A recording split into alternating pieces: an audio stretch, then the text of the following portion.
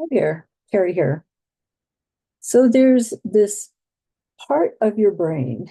This is what got me into neuroscience and hypnosis because I want to know all the parts of my brain because I'm pretty sure I'm either missing some, misusing some, not aware of some, or have some that other people don't have.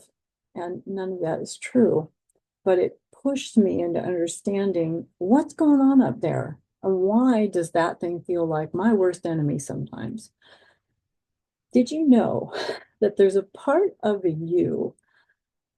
I think of it as part of your subconscious, but don't worry about the labels. There's a part of you that every morning when you wake up, it asks, who are we today? Who are you? What are you? What are you good at? What are you not good at? What are you here for? Remind me so that I know. And that part of you, it does what it's doing without an agenda. It just says, what have I got to work with?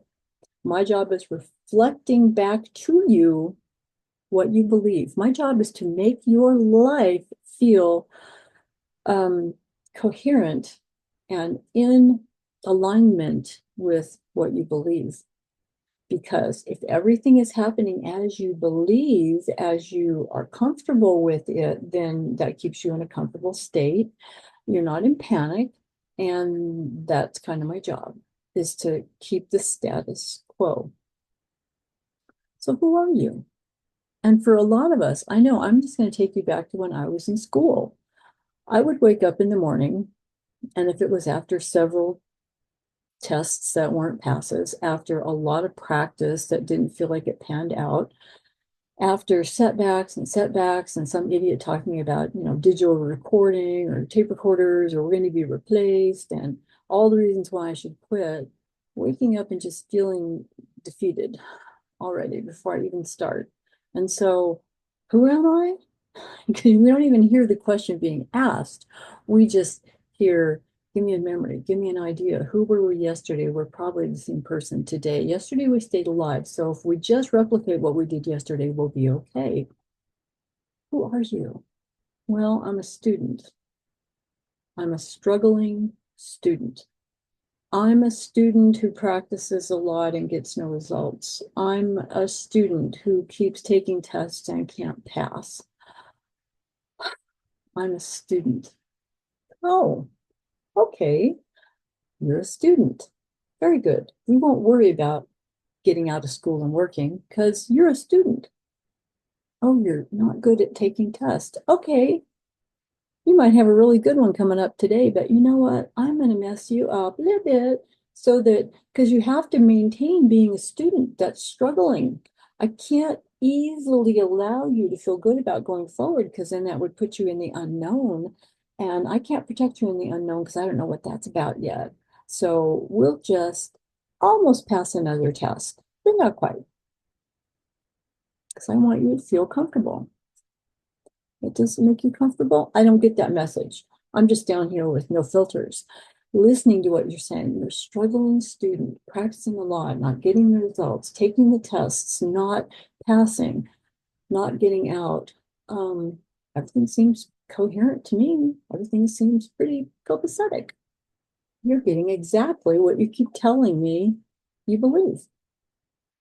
Now, it's hard and it seems ridiculous to wake up in the morning and say, well, I'm a working court reporter and I bill out, annually just under 300,000.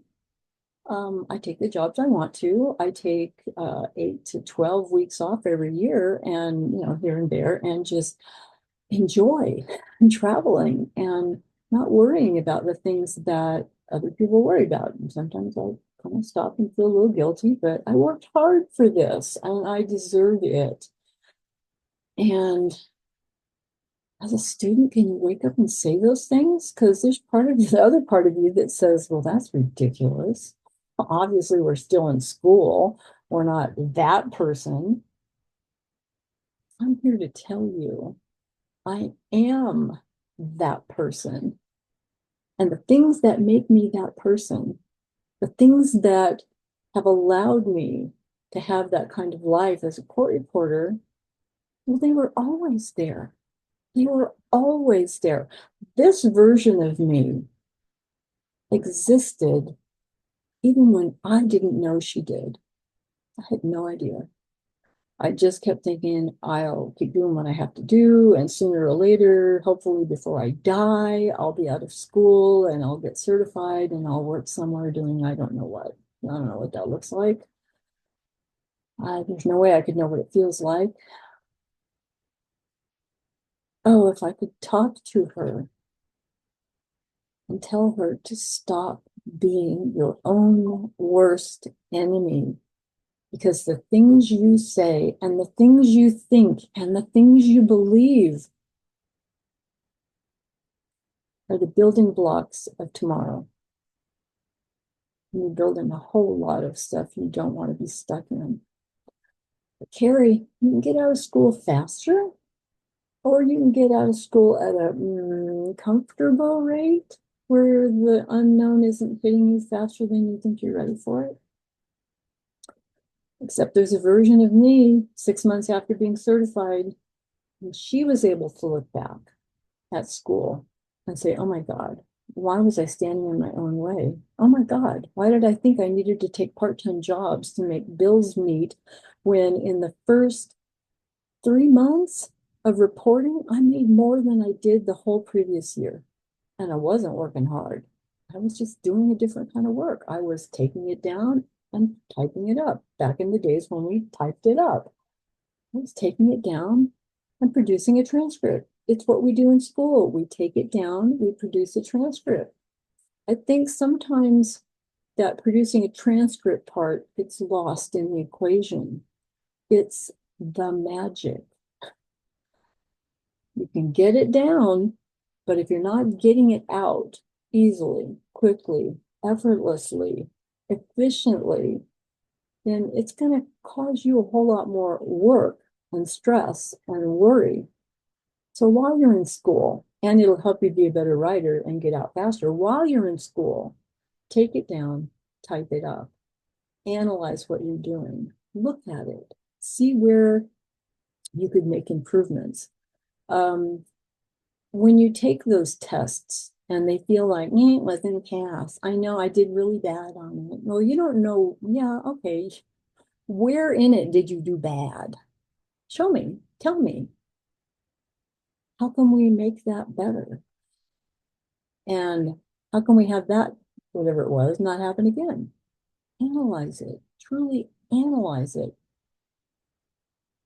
and then hit it again, and then hit it again. And if you come to those days where it's like, that was just 7 to 10 pages of crap, and I'm just not going to transcribe it. You know what? If you were certified and out in the field, you would still have a day that felt like that. But you know what? You'd transcribe that transcript. All kinds of words went through my brain right there. You transcribe it because you're getting paid for it and because that's your job.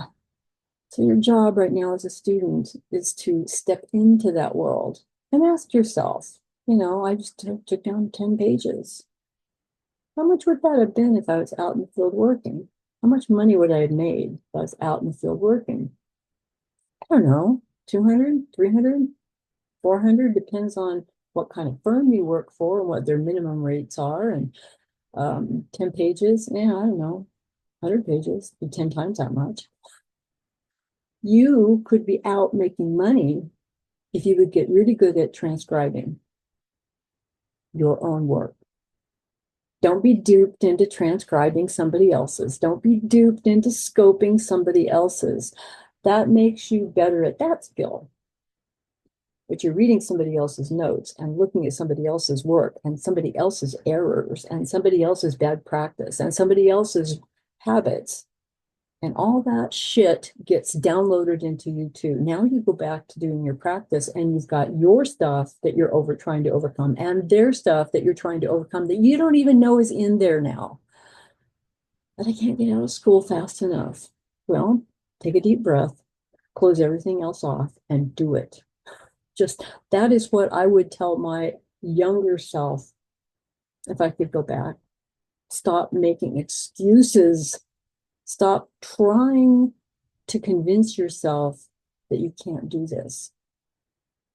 Because there are people who have lesser talents and lesser commitment than you do, and they're already out working.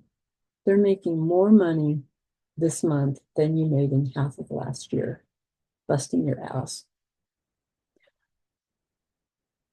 It's hard to paint a picture if you've never seen that kind of picture. So find a court reporter, go to a courthouse. There's got to be a courthouse in the jurisdiction where you live. Wander in, feel what it feels like. Sit down in a courtroom. If somebody says, "Why are you here?" I'm an aspiring court reporter and I just want to know what the hell I'm getting into. And smile. They'll introduce you to somebody, which you may not be ready for.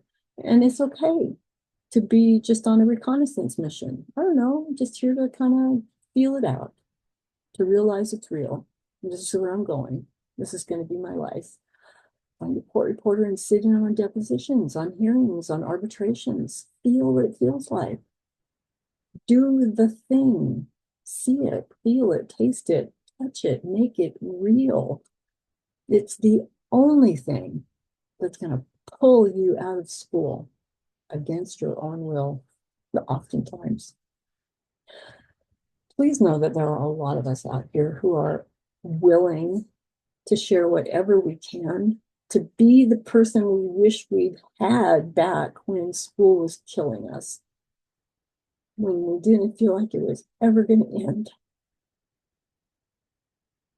It ends when you say you're ready for it to end. It's like waking up from a dream. You can will yourself to wake up. You can will yourself to do the thing that's hard today to make tomorrow and the rest of your life be kind of freaking amazing.